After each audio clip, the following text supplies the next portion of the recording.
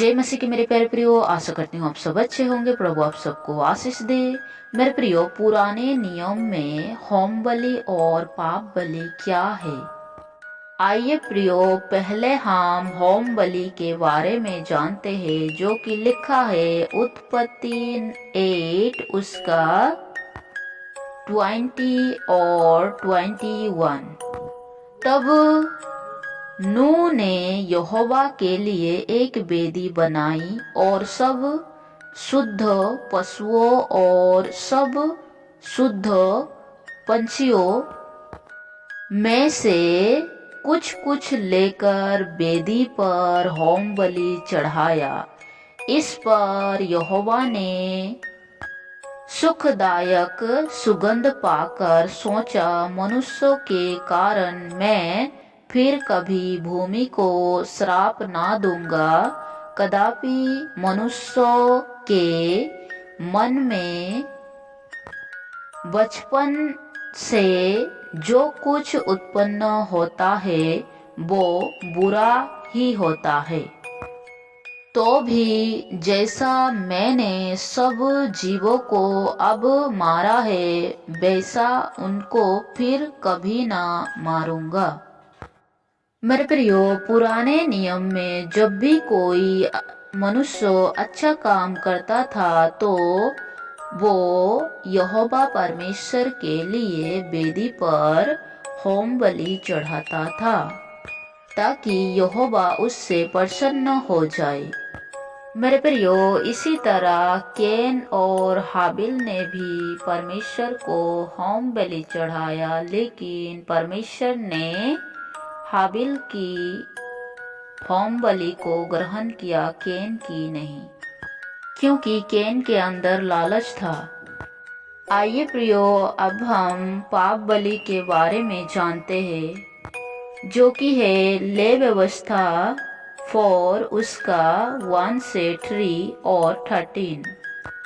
फिर यहोवा ने मूसा से कहा, इजराइलियों से यो कहे कि यदि कोई मनुष्य उन कामों में से जिनको यहोवा ने मना किया है, किसी काम को भूल से करके पापी हो जाए, और यदि अभिषेक्त याजक ऐसा पाप करे जिससे प्रजा दोषी ठहरे, तो अपने पाप के कारण वो एक निर्दोष बछड़ा यहोवा के लिए पाप बलि करके चढ़ाए। हाँ मेरे प्रियो, यहोवा ने मूसा से कहा कि अगर इजराइलियों ने यहोवा के विरुद्ध अगर भूल से पाप किया हो तो एक निर्दोष बछड़ा यहोवा को पाप बलि करके चढ़ाए। मेरे प्रियो, कोई भी अगर पाप करता है तो वे एक बछड़ा लेकर पाप बलि चढ़ाते हैं और उनका पाप माफ किया जाता है। और आगे 13 में लिखा है, यदि इजराइल की सारी मंडली अज्ञानता के कारण पाप करे और वो बात मंडली की आंखों से छुपी हो और वो यहोवा की किसी आज्ञा के विरुद्ध कुछ करके दोषी ठहरे हो, तो जब उनका किया हुआ पाप प्रकट हो जाए तो मंडली एक बछड़े को पाप बलि करके चढ़ाए। हाँ मेरे प्रियो, यही है होम बलि और पाप बलि।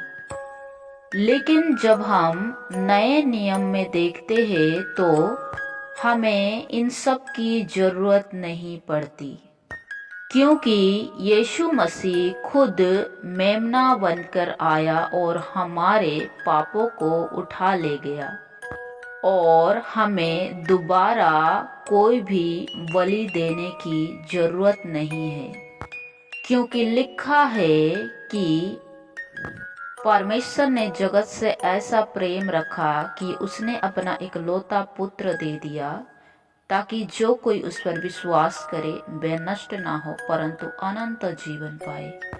प्रभु यीशु मसीह में उद्धार है, जीवन है, शांति है, और वही है जो अपने लहू के द्वारा पूरे मानव जाति को पाप से आजाद किया। प्रभु आप सबको आशीष दे। सबको जय मसीह की।